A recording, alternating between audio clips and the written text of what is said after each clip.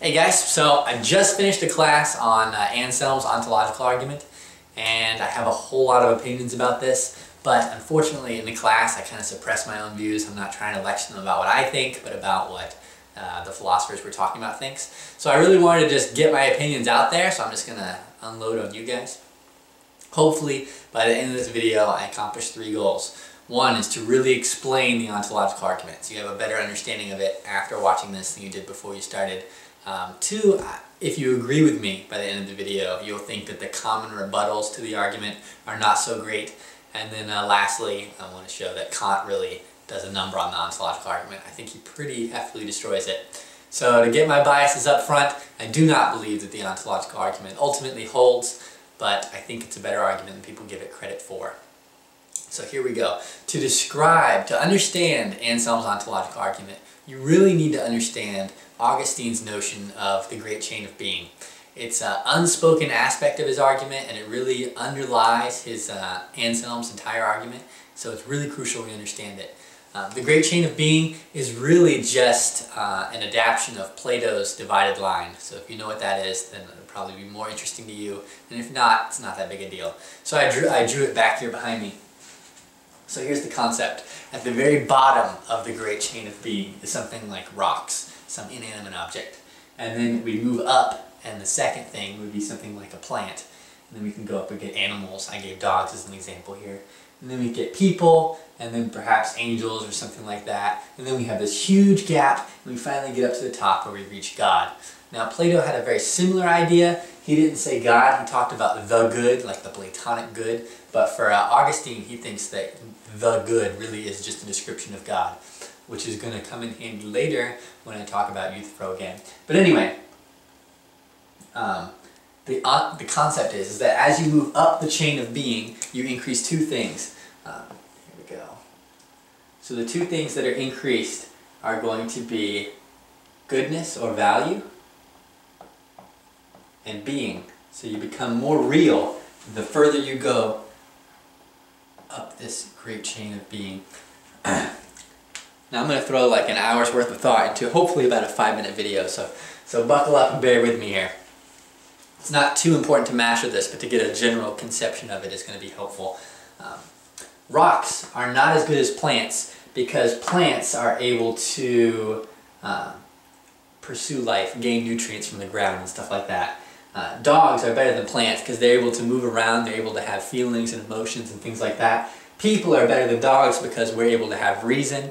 And this is supposed to be some sort of standard that is objective. It's not based upon whatever I personally value. It's a standard outside of myself. And then God is obviously better than all of us for innumerable reasons. He is literally the good, as what Plato would call it. So now that we understand a little bit about the great chain of being, let's look at Anselm's argument. So Anselm, and I'm not going to write out the premises here, I'm just going to explain it just like he explained it. So he imagines that he's talking with an atheist, and he says, how do we define God? We need to agree on a definition, and then we're going to talk about whether or not you think God exists. So Anselm defines God as that which no greater thing can be conceived of. Alright, so now that we have that definition, keep that in our mind for a second. He then asks the atheist, does he think that God exists in reality? Or does he just understand God as a concept in his own head? And the atheist, of course, is going to say that God does not exist in reality, that he merely exists in a conception in his own head. So then Anselm asks, are you aware, like Christians believe, that God exists in both reality and in the head? So he says, is it possible? Are you able to imagine the conception of a God that exists both in reality as well as in the head, as opposed to just existing in the head? And the atheist, of course, is going to be aware of this possibility. He's going to be able to form that conception in his brain. And just in doing that, Anselm's already formed maybe 3/4 of his argument. So he's then going to ask, what is better? Is it going to be a deity which exists only in the mind, or is it going to be a deity that exists in reality as well? And before we go any further, let's stop right there for just 1 second and talk about this concept of better. What does it mean to be better? So what people would often think is better means what I like more. what I am more impressed by, more in awe of. And that's not it at all. What he means by better is to have great-making properties. And there are really two criteria he has for great-making properties. The short answer is a great-making property is a property that you would have if you were higher on the great chain of being. So for example, people would be better than rocks because we're able to have reason. That would be a property that's objectively better, not a product of my opinion or appraisal. But instead of appealing to the great chain of being just yet, here's his two criteria. The first one is that it has to be objectively measurable. And the second criteria is that it has to have a maxim. It has to be measurable in some kind of maximal way. So to give an example of that, tallness would not be a great-making property. For one, who cares if you're taller, right? That some people like tall people, some people like short people, whatever. And secondly, is that you can't, there's no maxim. You can't measure that because you can always have a person taller than the next guy. There's no logical contradiction in having an infinite, or having more people be taller than the next guy. What he is going to give an example of a great-making property would be something like omnipotence or power. Power is an example you can put on this great chain of being, but it's also something that objectively makes you different than somebody else. Or knowledge, you can be more knowledgeable. And it has a maxim because if you have the power to do all doable things, that'd be called omnipotence. If you have the power to know all knowable things, that'd be omniscience. Those things would be objective improvements, and they would have a maxim. So those fit his categories for what makes a being better. So let's look back at the argument one more time. An atheist has in his mind two possible conceptions of God, one in which he exists only in the mind, and one in which he exists in both the mind and in reality. Now the key to this is that God has been defined as the greatest conceivable being. So Anselm just merely asked this question, and this is literally the crux of his argument. What is better? To have a deity which exists only in the mind, or to have a deity which exists both in the mind and in reality? And he thinks obviously the answer would be to have a deity that exists in reality as well as in the mind.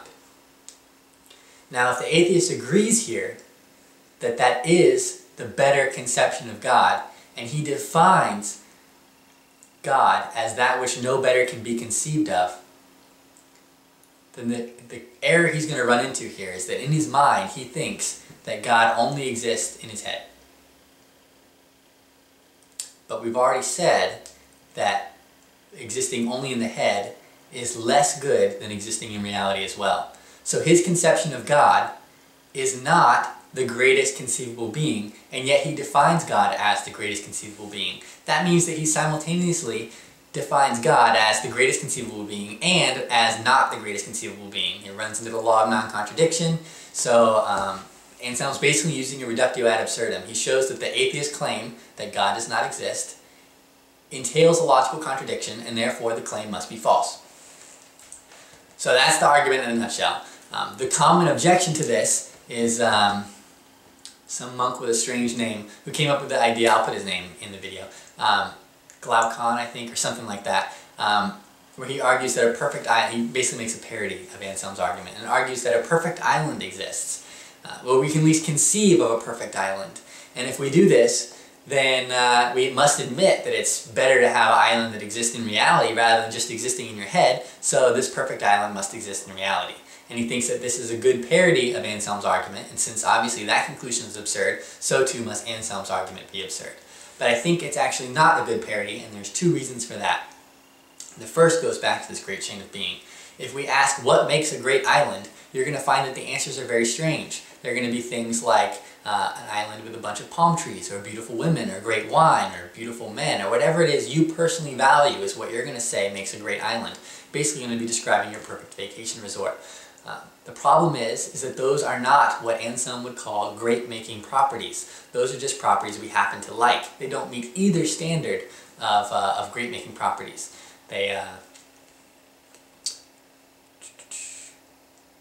So having a bunch of palm trees or beautiful women is not going to move you up the great chain of being, and that's the shortcut to knowing whether or not it's going to be a great-making property. but also it's just our personal appraisal. It's not objective. So criteria 1 was that it had to be an objective standard, and what we personally value is not an objective standard. And criteria 2 is that it had to be a maxim, and having you can have any number of palm trees or beautiful women or great wine, any amount of great wine. That's not going to lend itself to a maxim. So the first problem with that objection is that it does not submit to this idea that Anselm holds about great-making properties. So it's a bad analogy in that effect. And what's even more interesting, I think, is that if you make the island avoid that first problem, then you're going to run into an even more interesting problem. And that is that you're going to be just describing God. So an island, for example, the way, if you were to increase it, an island falls into the category of rocks here, inanimate objects. The way that you would make it better, in Anselm's view, using the great chain of being and his idea of great-making properties, would be to give it something like knowledge, or power, or personhood, or something like that. Something that would move it up the great chain of being, because as we go up, we get better and we get more being. So ironically, to make an island better would be to make it less of an island and to lose all of the features that made it an island and to bring it closer and closer to the qualities of God. So essentially what you'd be doing is just describing God and calling him a great island. So I think that ultimately wouldn't be a good objection to the argument either. Now what I think would be a good objection would be one from Immanuel Kant. He comes along and he says, you know what? Anselm's argument is not one of logic but one of grammar. His error, anyway. And what he would end up saying is that existence isn't a great-making property. Instead, existence is what makes great-making properties possible. So existence isn't a property objects has. Existence is a prerequisite for an object having properties in the first place. So you can't be tall, for example, unless you first exist. So tallness is a description of, is a property of existing objects. So existence itself isn't a property of objects, it's that which makes properties possible, or makes it possible for an object to have properties. And once we determine that existence isn't a great-making property, then the ontological argument would fail. Now I know there are more recent variations of the ontological argument, like Alvin Plantinga's version, but I haven't taken the time to research that, so I'm not going to weigh in that here. Anyway, I hope you found some of this informative from me just rambling my own opinions, but as always, test everything, hold on to the good.